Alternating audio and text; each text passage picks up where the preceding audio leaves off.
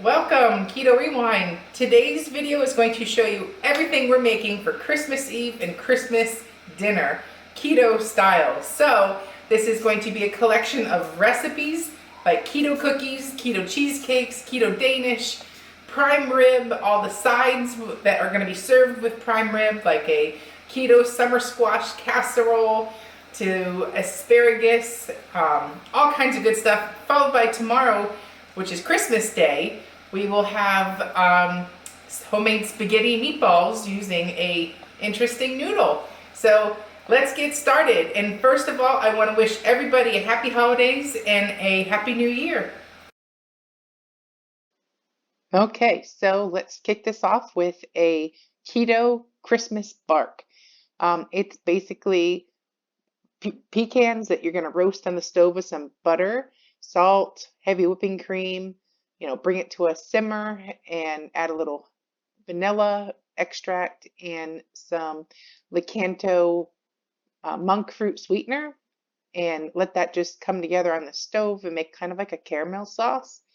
And then once it gets thick, about 5 to 8 minutes later, and it's all bubbly and reduced, you pour it on a pan with parchment paper, spread out all of the pecans, so it kind of looks like that. Then you're going to refrigerate it so it gets hard and add a chocolate topping of your choice. I like to use I just melt a whole one of these Licanto monk fruit sweetened chocolate bars, and then I just spread it over the entire thing, and there's the finished product. You can just easily break pieces off. Yeah, and it's super yummy. And use the sweeteners that you enjoy in the candy bars, but the recipe will be below.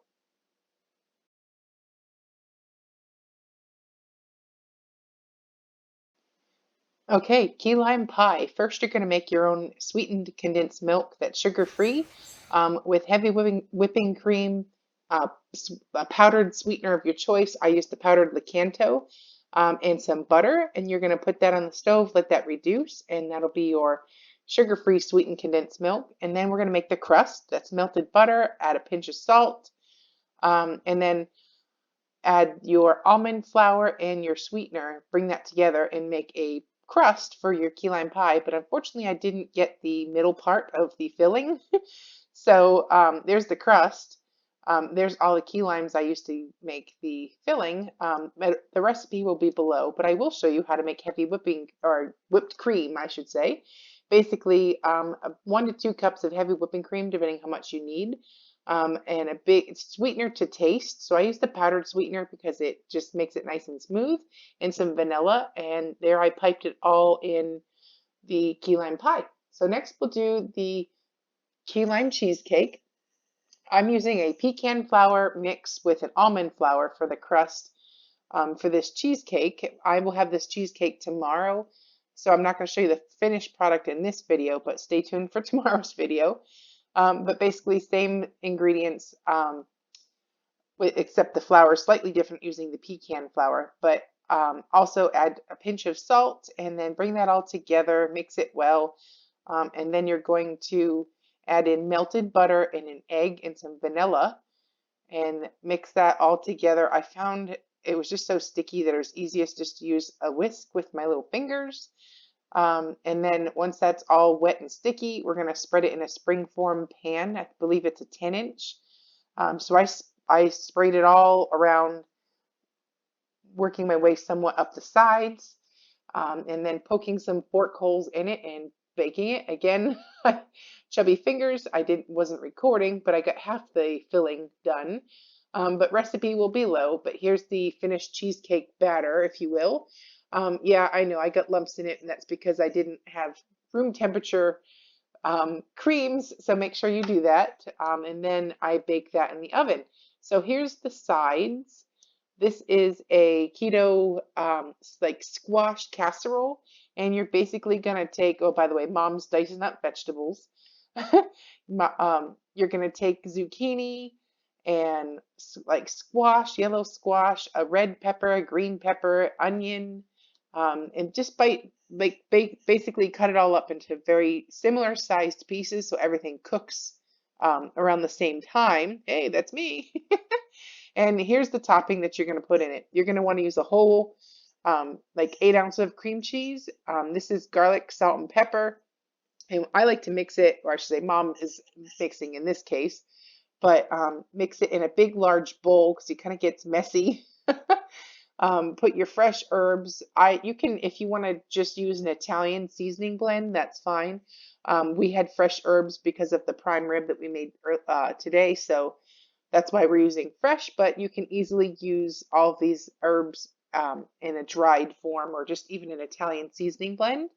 And then you're going to put like a little squirt of mayo.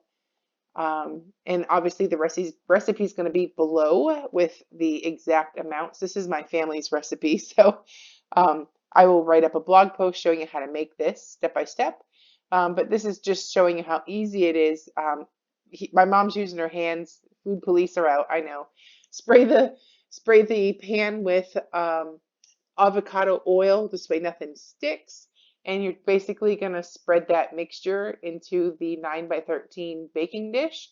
Dump it all out, and it's going to cook down a lot.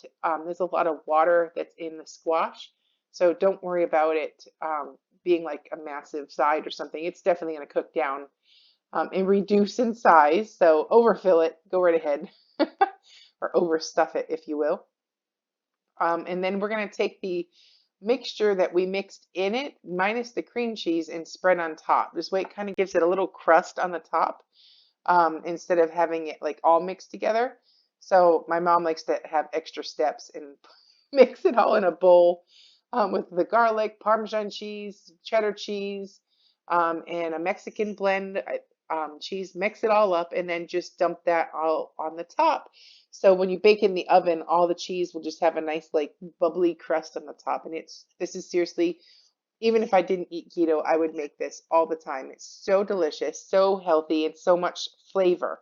Then you can put some chopped green onions on there for garnish and pop that in the oven. Now that's going to take about 45 minutes to an hour in the oven. We started off covered with aluminum foil, and then just before we serve it, when there's like about 10 minutes left, we take the aluminum foil off and let the oven give it a little bit more of a brown top. Makes that cheese nice and bubbly.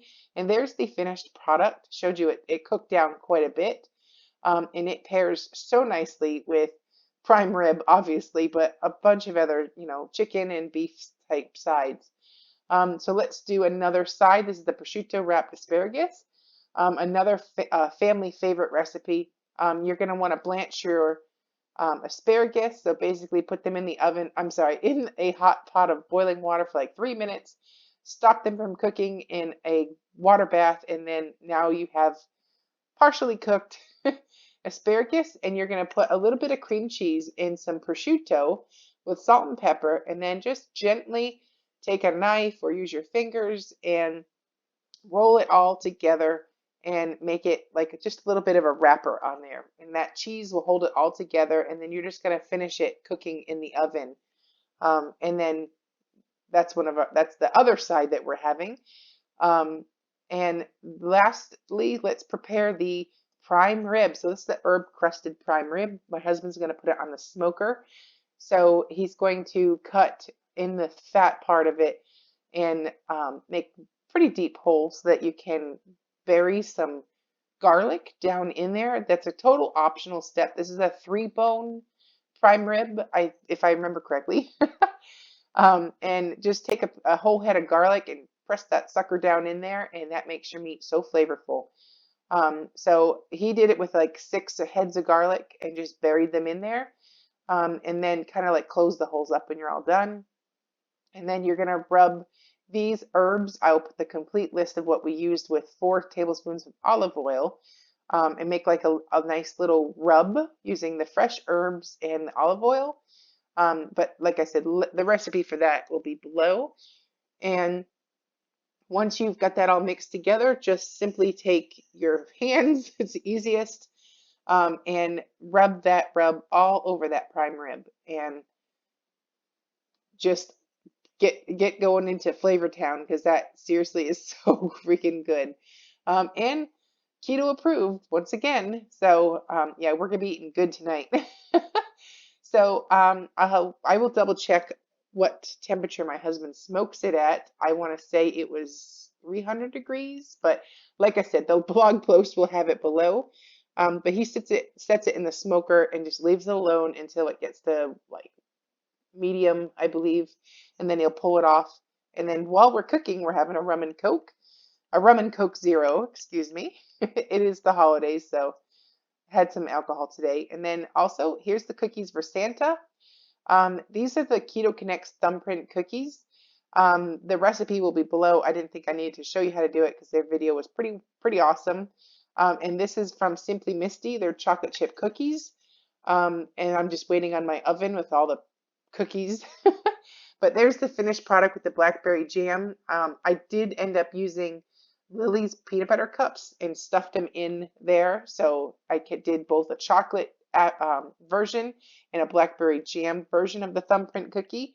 And also biscotti, my homemade recipe. I have to make a dedicated video for this one, but the recipe will be below.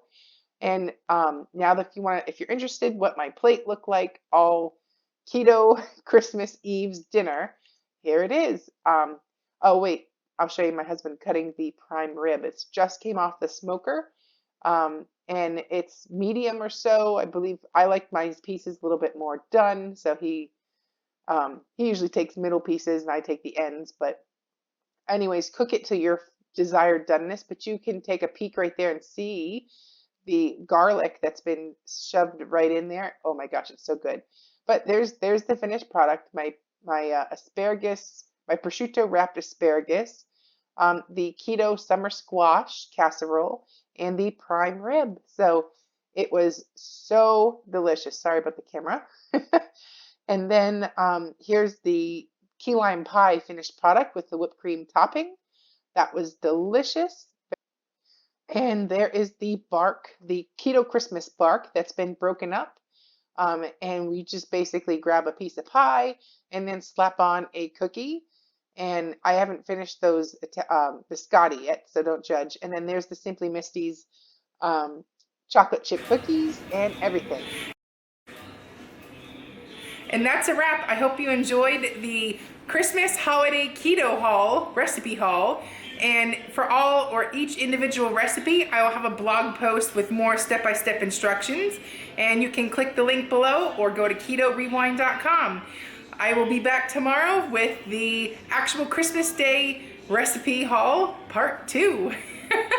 And I'll hope you all have a Merry Christmas and Happy Holidays.